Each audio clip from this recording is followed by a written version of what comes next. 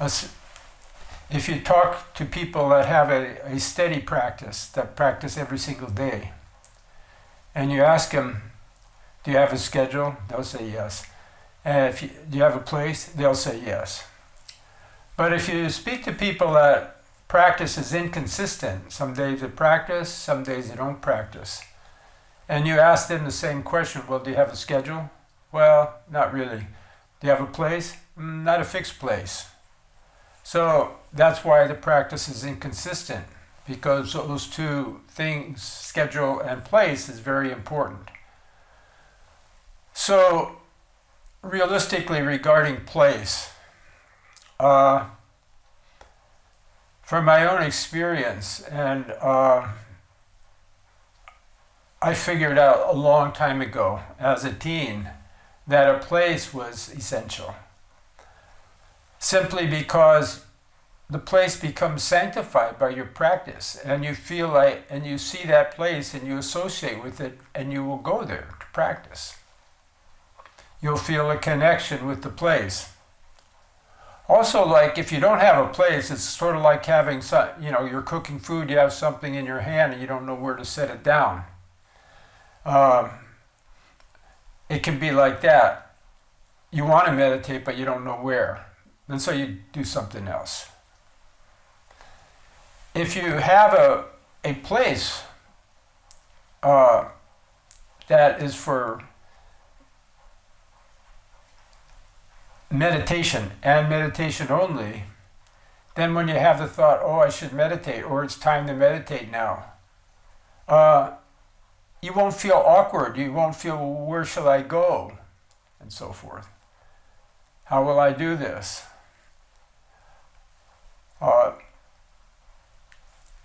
It will be very easy to just sit down and meditate.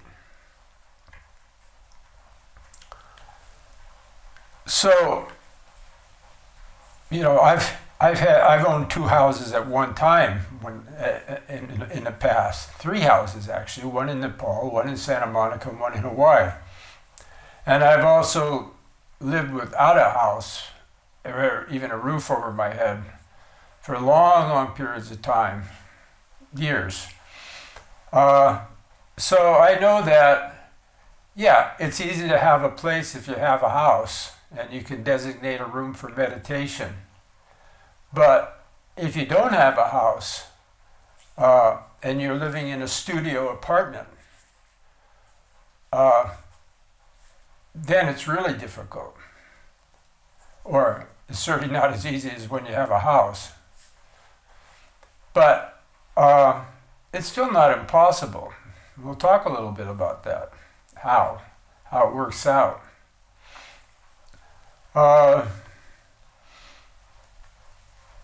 If you have a studio and you're living alone, it's pretty easy to designate a corner of that studio, maybe 4 square feet, 4x4 area, a whole corner where you can have a small altar and a little shelf for some books, and a place to, some candle and light incense and so forth. You can designate a corner of the studio for meditation. And I've lived in houses where I only have a room and a garage a couple of times where I could just designate a corner of the garage for meditation, corner of a room.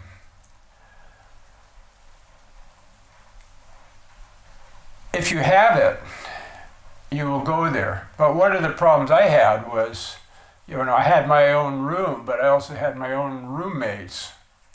And my roommates, especially when I was younger, well, they were as wild as I was, but they didn't meditate so oftentimes. Once I roomed with a band from La Jolla. I had a house on the beach in North Shore of Oahu. And one day this band knocked on the door and said they were looking for a place to rent, if I knew of anything. And I said, you want to share it with me, this house? And they said yes. And so all of a sudden I had 4 roommates. So my little sanctuary where I could meditate in one of the 3 bedrooms was no longer an option, because even my own room was right outside the living room where they would play the drums, and especially the drums and the guitars and all of that.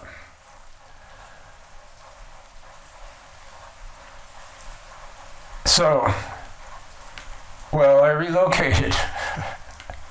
I found a little place on the beach, on the lava flow, and I found another place at another time in a grove of ironwood trees.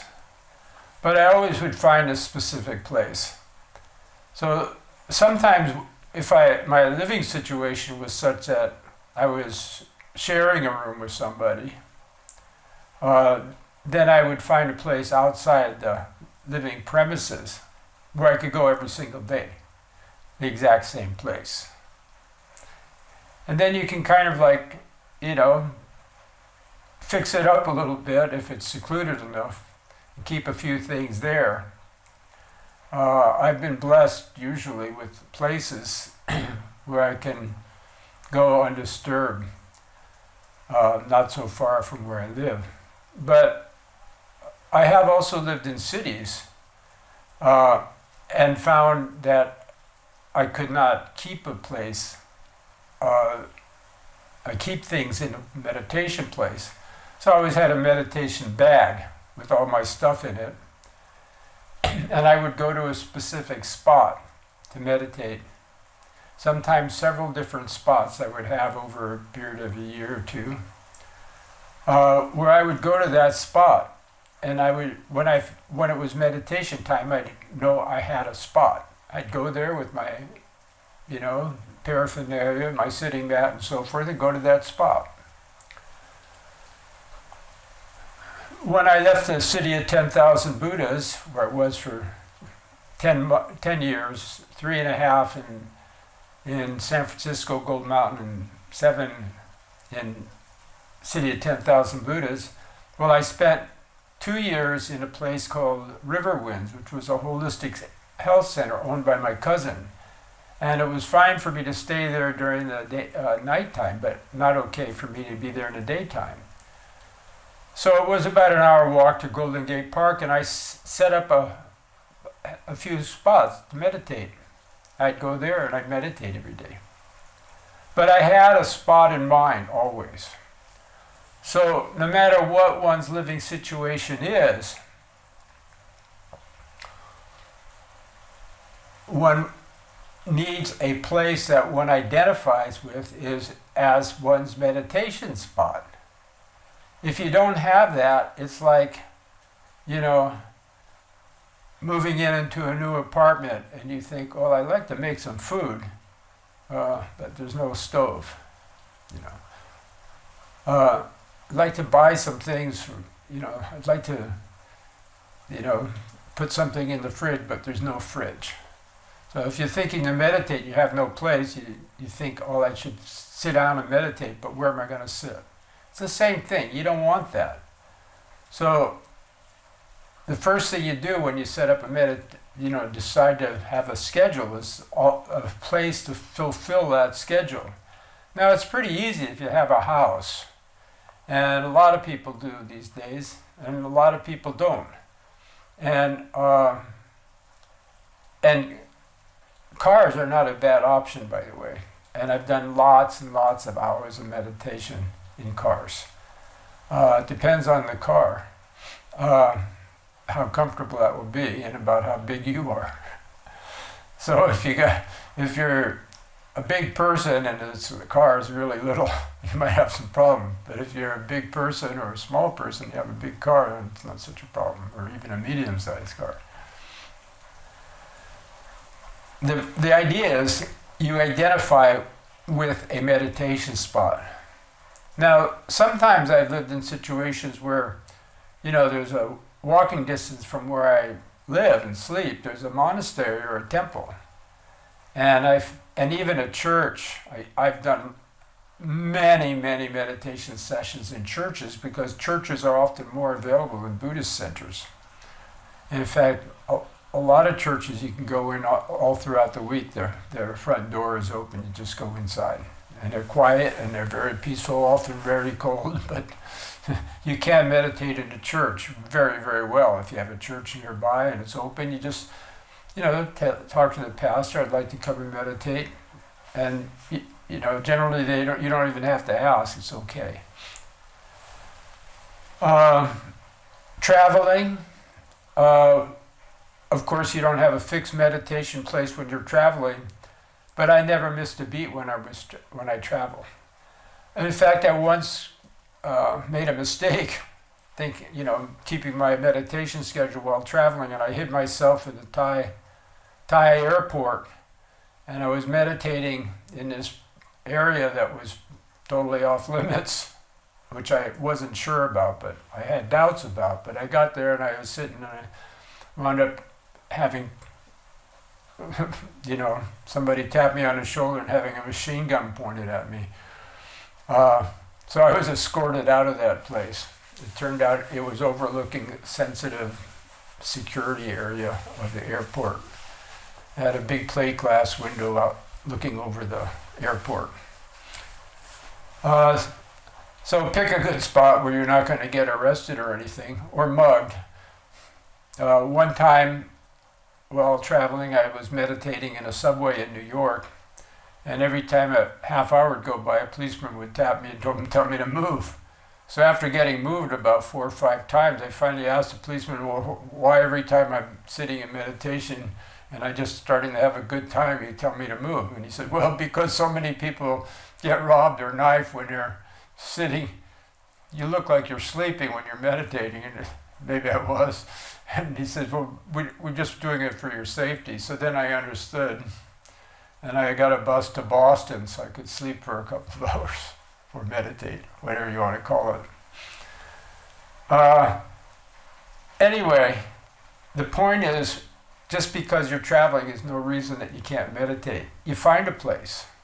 If you know you're going to be 3 or 4 days in a place, you take a big walk around the neighborhood and you find a neat place to sit where you're going to do your meditation. If you're with other people and it's not going to permit it.